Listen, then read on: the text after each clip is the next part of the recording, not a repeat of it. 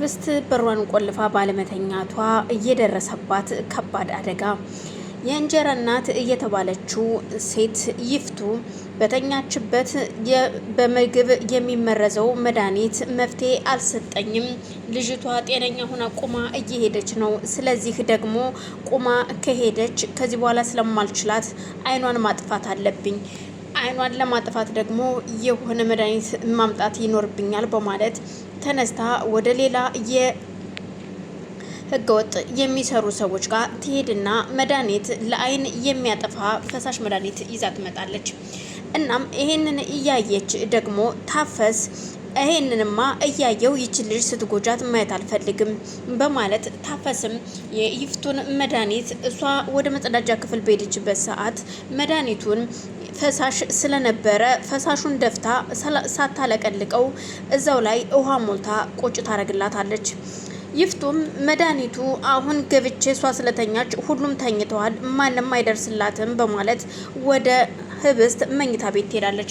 ህብስትን በሯን ሳቆልፍ እንቅልፍ ይዟ ስለነበር በሩን ከፍታ እንደገባች አንቺ ደናቁርት ተጋድመሻል፣ አንቺማ ምን አለብሽ እኔ ያለሁኝ እንጂ እዚህ የምሰቃየው በማለት ነገሮችን አሁን ማንም ሰው አይደርስልሽም፣ እስኪ አብረን እናያለን በማለት በሩን ቆልፋ ትገባለች። ህብስት ደንግጣ ስለነበረ ቆይ ምንድነው? ምን ፈልገሽ ነው? ለምንድነው ገብተሽስ በሩን የምትቆልፊው? ምን ልታደርጊ ነው ስትላት እዛው ቁጭ በይ እንዳትነሽ ትላታለች። ታፈስ በአምላክ ከቤት ከመውጣቱ በፊት የሆነ ነገር ላማከር ፈልጋለሁ ስትለው በአምላክም አይ አሁን እቸኩላለሁ የሚሄድበት አለኝ በማለት ትቷት ወጥቶ ይሄዳል።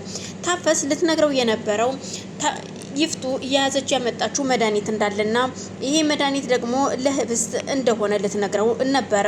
እሱ ግን በአምላክ ስለታመመ ለባምላክ መድረስ አለብኝ ብሎ ስላሰበ ተነስቶ ወደ ባምላክ ይሄዳል። እርግጥ ህብስትን አስጠንቅቋትም ነበረ ከመውጣቱ በፊት በርሽን ቆልፈሽ ተኝ፣ እንዲሁ ከፍተሽ እንዳተኝ። ሴትዮዋ በጣም ተናዳለች ባደረገችው ነገር ሁሉ። ምክንያቱም ይቅርታ ካንቺ ግርሰር ወድቃ ይቅርታ መጠየቁ እጅግ በጣም አስደንግጧታል። እናም ልትጎዳሽ ትችላለች፣ ነግሬሻለሁ። አሁን እኔ ልወጣ ነው፣ በሩን ቆልፊ ሲላት እሺ ብላ ሳትቆልፈው እሷ በዛው እንደተኛች እንቅልፍ ይዟት ይሄዳል።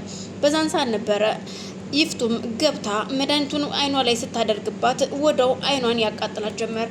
እናም የሰው ያለ ድረሱልኝ ብትልም ማንም አይደርስልሽም፣ አንቺ ደናቁርት፣ አንቺን እኔ እንዴት እንዳቃጠልሽኝ እኔም አንቺን እንዲህ ነው ማቃጠልሽ፣ እንዳቃጠልሽኝ አንቺም ትቃጠያታለሽ ስትላት እሺ አሁን ምን ልፈልገሽ ነው እንደዚህ የምታደርጊኝ? እባክሽ አይኔ እየተቃጠለ ነው ብትላትም የምፈልገው እንድትቃጠይ ነው፣ ገና ይጠፋል፣ ከዛም በኋላ ከኔ እግር ስር ትሰግጃለሽ ትላታለች። እሺ አሁን የፈለግሽውን አሁን አውቄያለሁኝ ምን እንደምትፈልጊ፣ እናም እባክሽን ተይኝ ብትላትም አይኗን ይዛ ደጋግማ ፊቷ ላይ ያይ ብትነፋውም እርግጥ መድኃኒቱ ውሃ ስለነበር የተወሰነ ብቻ ስለነበረው ያ ነበር ያቃጥላት የነበረው። በዛን ሰዓት ከደቂቃ በኋላ ታፈስ እባክሽ እትዬ በሩን ክፈችው ስትላት አንቺ ደናቁርት ምን ልትሰሪ መጣሽ? ውጭ ከዚህ ስትላት እትዬ ባክሽን ልጅቷን ምን እያደረግሻት ነው? እባክሽ በሩን ክፈችው ብትላትም ነግሬሻለሁ፣ አንድ ሰው ይስማና እገልሻለሁ፣ ታፈስ በሩን ዝጊና ውጭ ነው የምልሽ በማለት ስትናገራት ይፍታፈስም እባክሽ እትዬ ብትላትም ይቺ ሴትዮ ምን እያደረገቻት ይሆን ይቺ ልጅ? ወይኔ ጉዴ ፈላ ብላ ደጋግማ በአምላክ ብደውልለትም በአምላክ ግን ስልኩን ሊያየው አልቻለም። በአምላክ አብነት ጋር እንደደረሰ ቁጭ ብሎ አብነትን እያወራ እያለ ስልኩን ሲያይ በተደጋጋሚ የተደወለ ስልክ ያያል። ወይኔ ጉዴ በጣም በተደጋጋሚ ልጅ ደውላ ነበረ፣ የሆነ ችግር ተፈጥሮ እንዳይሆን። ማናት የደወለችልህ? ህብስት ናት ወይ ሲለው አይ ህብስት አይደለችም ታፈስ ናት፣ የሆነ ነገር ልነገር ሁሉ ብላኝ ነበረ። የሚገርም ነገር ግን አሁን ቸኩ ያለው ነገር ትነግሪኛለሽ ብያት ነው የመጣሁትኝ ብሎ ድጋሚ ስልኳን ሲደውልላት እሷም ከሴትዮዋ ጋር ስለነበረች ስልኩን አላየችውም። በተደጋጋሚ ቢደውልላትም ስልኩን ልታነሳው አልቻለችም። እባክህን በአምላክ ሂድ፣ በቃ እኔ ምንም ችግር የለውም፣ ሂድና ለህብስት ድረስላት እባክህን በማለት በቃ እንግዳውስ እኔም ልሂድ አንተም ራስህን ጠብቅ በማለት ተነስቶ ወደ ቤት ይሄዳል። ወደ ቤት ሲሄድ በሩን ከፍቶ እንደገባ ታፈስ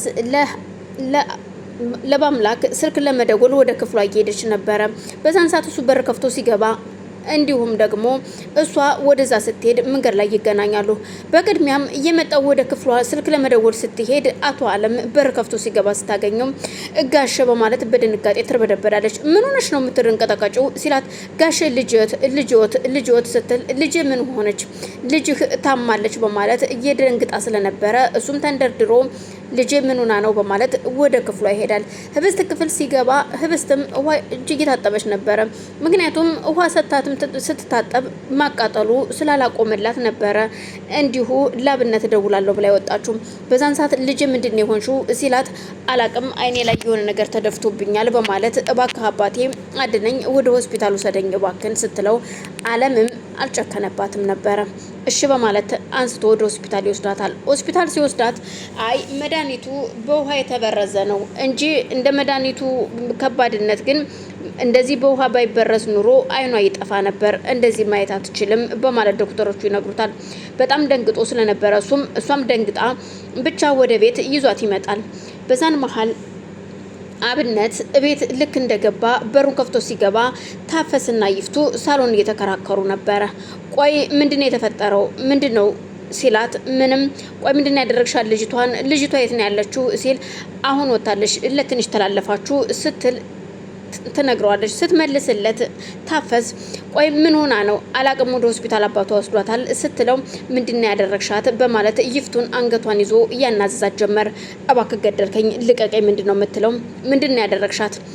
ይፍቱ ይቺ ልጅ የሆነ ነገር ብታደርጋት እገልሻለሁ፣ አጠፋሻለሁ፣ እህቱን ገደለ እንዳታስቢኝ ነግርሻለሁ ሲላት ታፈስ እባክህ በአምላክ ልቀቃት፣ እባክህ እትዬ ልቀቃት፣ እትዬ ምንም አላደረገችም